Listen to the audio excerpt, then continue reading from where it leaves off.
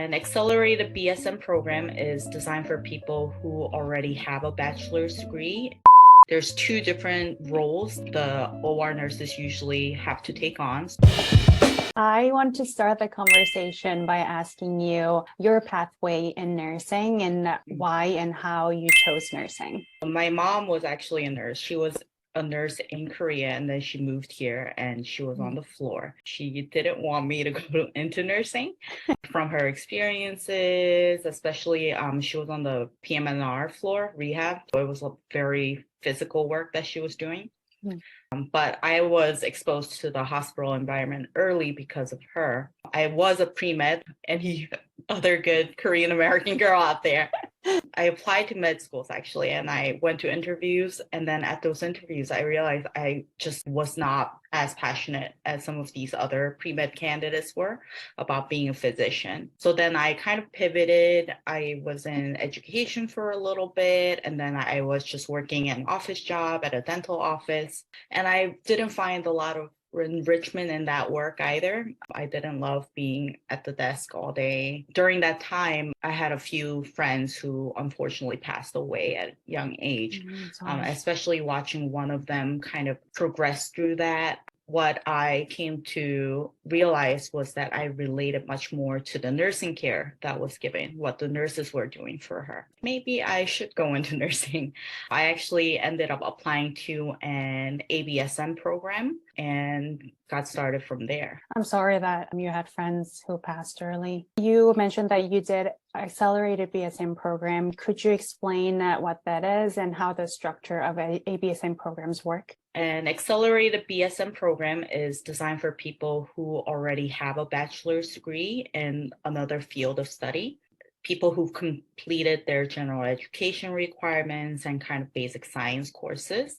Many nursing schools now have an accelerated program because the demand is pretty high, especially post-COVID. You apply to the program with some basic science prerequisites, maybe statistics, psychology, all of that done already. They walk you through the basic nursing courses and then leadership and community health, all that bachelor's level of nursing classes as well. Some of the pros for those programs is definitely the short length. My program was 18 months-ish. I've seen some programs go as short as 10, 12 months. You don't need to repeat intro level courses especially for people who majored in other health sciences. You can just move right on through the bachelor's degree as opposed to LPN programs or ADM programs. The cons of that is they tend to cost more. These programs can get very pricey, although now I see a lot of city and state colleges, public colleges that all do these programs as well.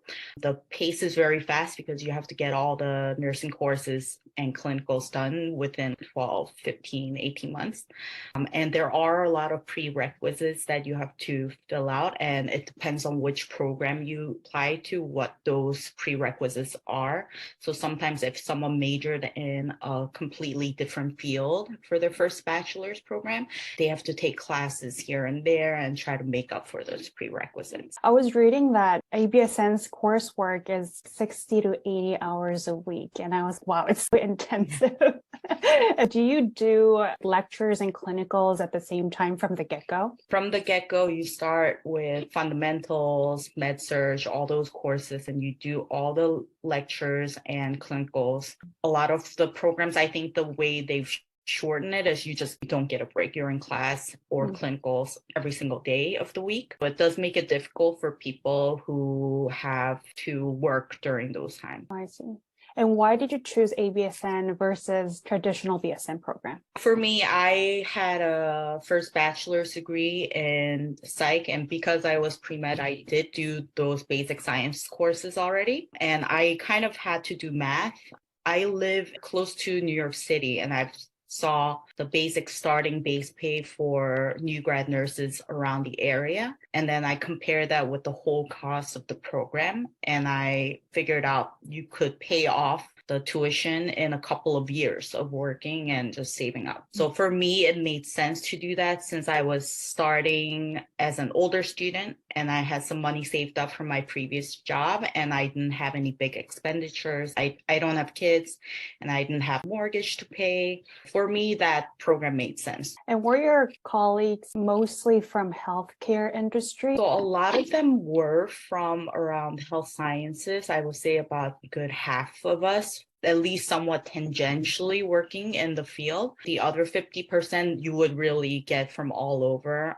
A lot of them came from business management backgrounds. Some of them, they weren't sure what they were going to do. They were really moving from job to job and then they decided on a career. It does seem for the people who already had those science backgrounds down and who had a little bit of background in healthcare and medicine, it is a little bit of an easier transition. And you mentioned that the tuition for ABSN programs can be costly. How can a student financially support themselves through the program? A lot of people did take out loans. I took out some loans. There are also options for financial aid. Sometimes people use that. What I thought was smart that a lot of my classmates did was they were working as CNAs or EMTs somewhere in a healthcare system or in a rehab nursing facility.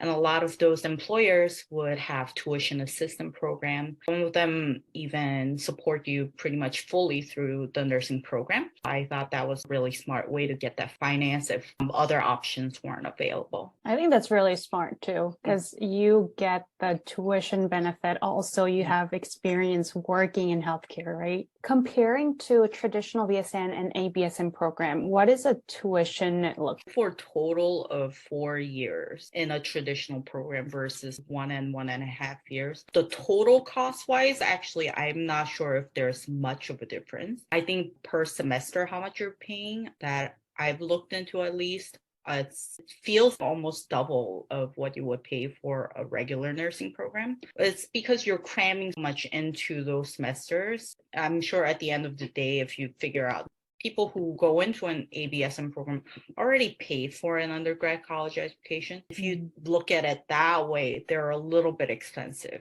If you're really choosing between, am I going into a traditional program or am I going into a regular program, total sum of it, I think doesn't make much of a difference. It's about the same, but it's 4 years of education versus 1 or 2 years. Because I see a lot of people debating between those two, people who did non-nursing majors for their bachelor. I think that'll be helpful for many people listening. It's the pace. The pace makes it really hard. And I do find that a lot of programs take advantage of the ABSN students. It is a big demand right now to go into those programs. It's very attractive. You graduate in a year or a year and a half, and then you start making money as a nurse. They tell you that the pace is very fast. You don't know until you go into those programs how fast it is. And I do have to say, a lot of people that I've seen in my programs, I think they might have thrived a little bit more in a slower pace program. That's also something else that one wants to think about before investing. Right now, you're working at a children's hospital as an operating room nurse.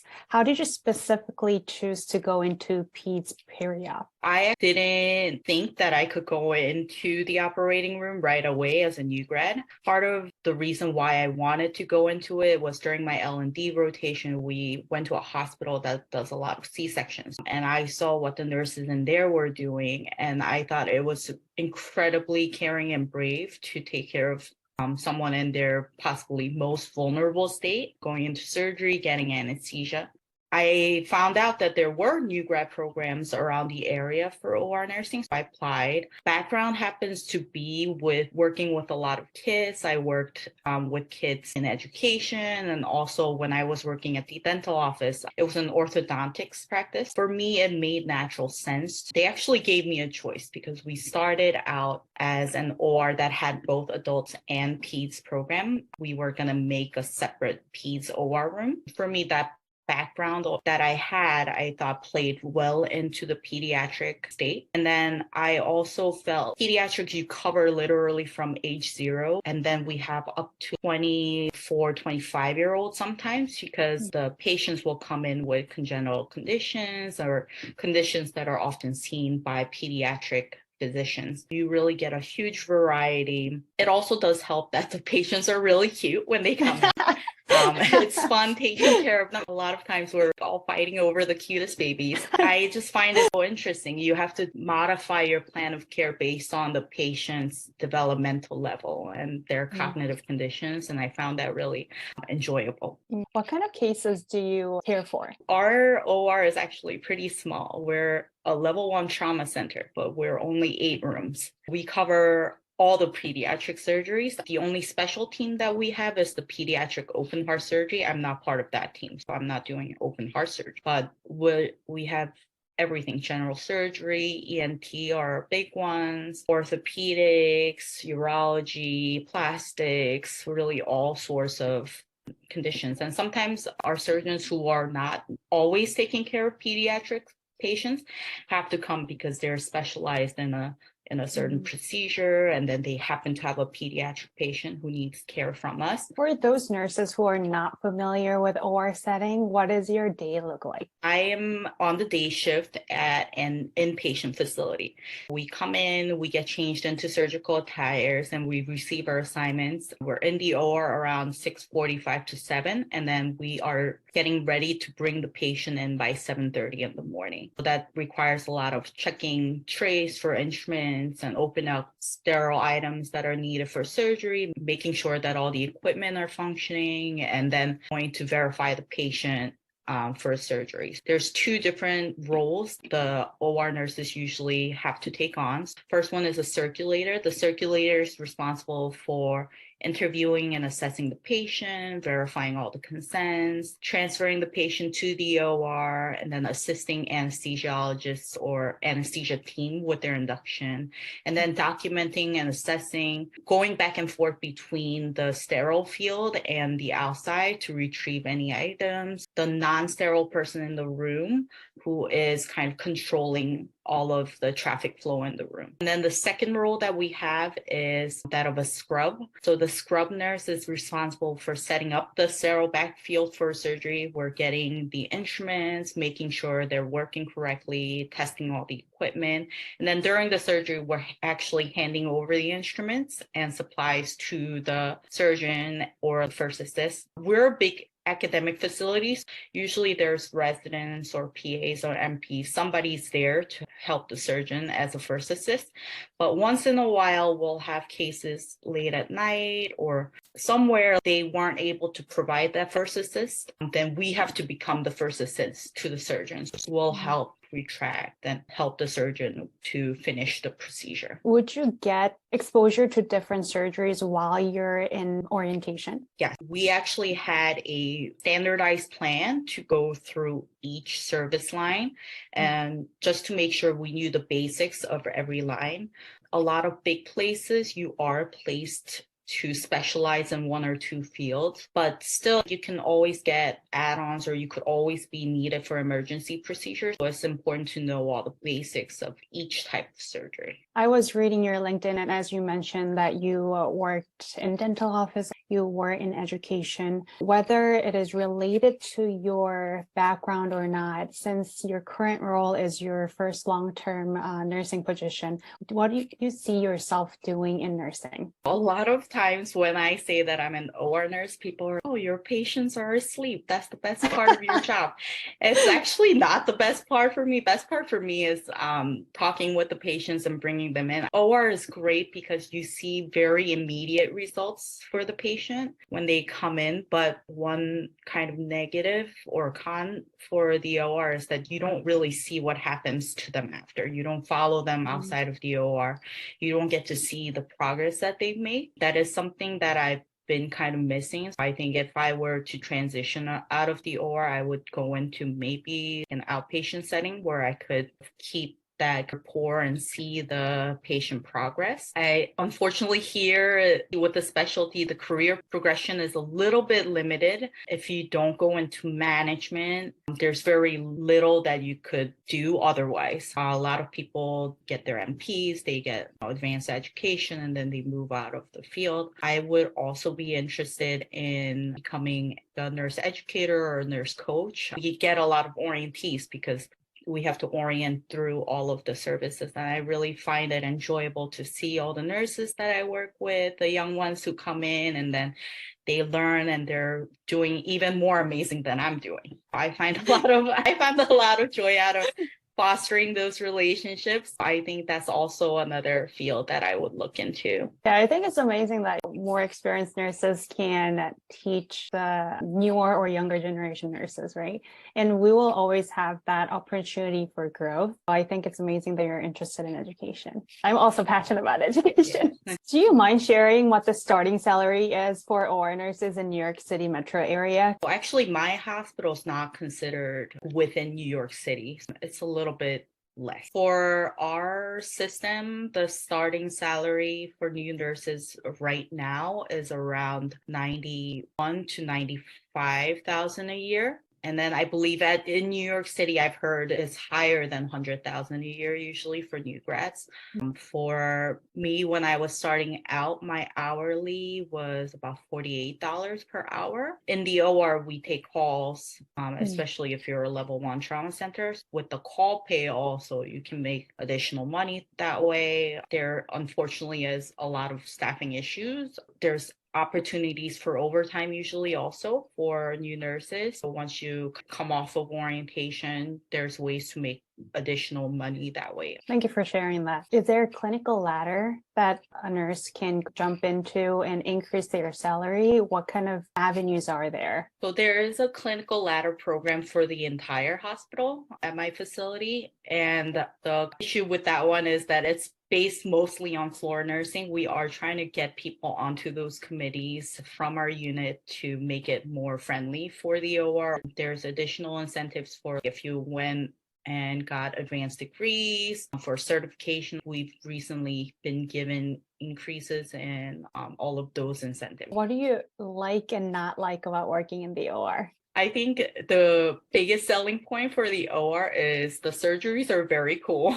I think a lot of people are into anatomy and physiology in this field. You really get to see the anatomy up close. You get to see all sorts of pathologies that most people would never see in their lifetime. And I think it's really cool to see those diagrams in the textbooks. It actually looks like this and it actually works like that. I think that's one of the biggest pros for the OR. You do get to kind of focus on one patient at a time. Sometimes we have a lot of cases scheduled for the day, and looking at the overall schedule, I'm not forgetting about all my patients that are coming up later down the line, but at least in the room, we are able to focus on one patient at a time. And that's what I've heard from my colleagues who come from the floors where they're used to taking care of 5-6 patients.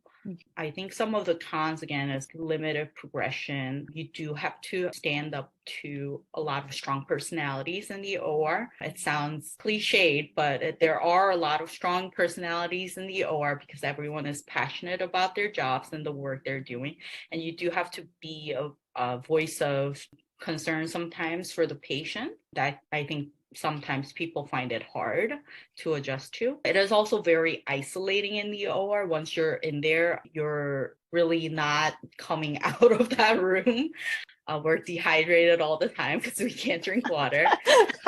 But I will say on my unit especially, we have a really good camaraderie. So people will come in and they'll give you a break for a little bit if you really need to go to the bathroom or you really need to grab a bite to eat or something. I think in any unit that you work in as a nurse, teamwork is important. Personally, in your experience, what do you think investment means?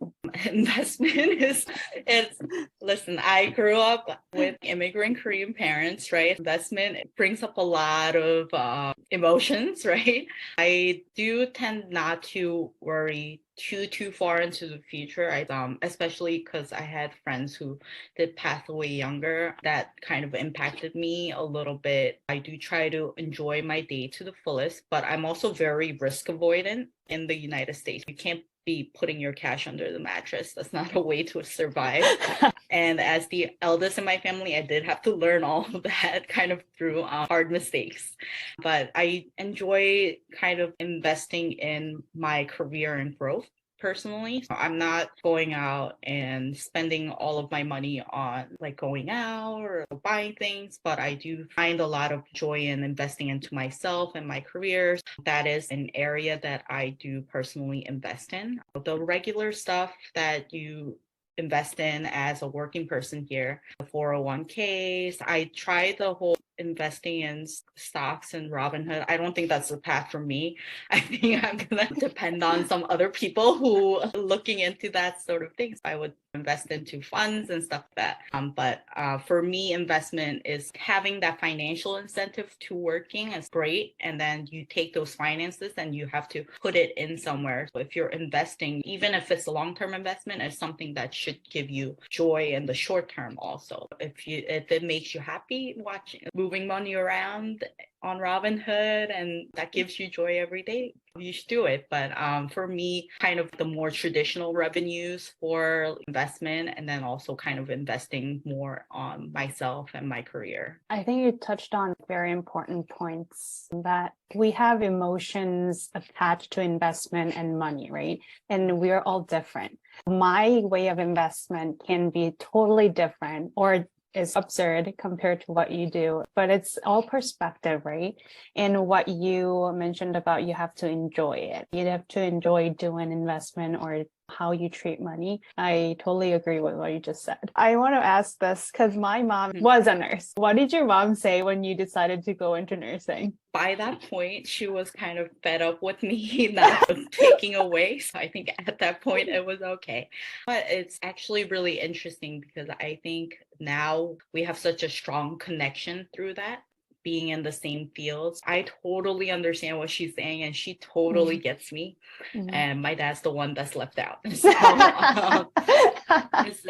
she actually transitioned recently to an outpatient setting after working the floor for so long. And now we have even more overlaps in what we do, what we see day to day. And it is very nice having someone at home that you can talk things about. It does make such a difference because a lot of my friends are from college and from home. They're not in the field. And then even my friends who are in nursing, they are in completely different specialties. They might not always relate to what I'm talking about, but it's been really interesting. I don't know how she did all that while raising 3 kids in a foreign country, but it's amazing. And then now, at least as she's starting this new part of her career also, I feel I can be a little bit hopeful. You guys can connect with each other because you know ins and outs of your work and your endeavors and what the struggles you're experiencing, right? Yeah. So that's great. Eunice, if the audience wants to connect with you or have any additional questions, how can they connect with you online? My LinkedIn is probably the best. I do have an Instagram, but it's all food. Come to my LinkedIn.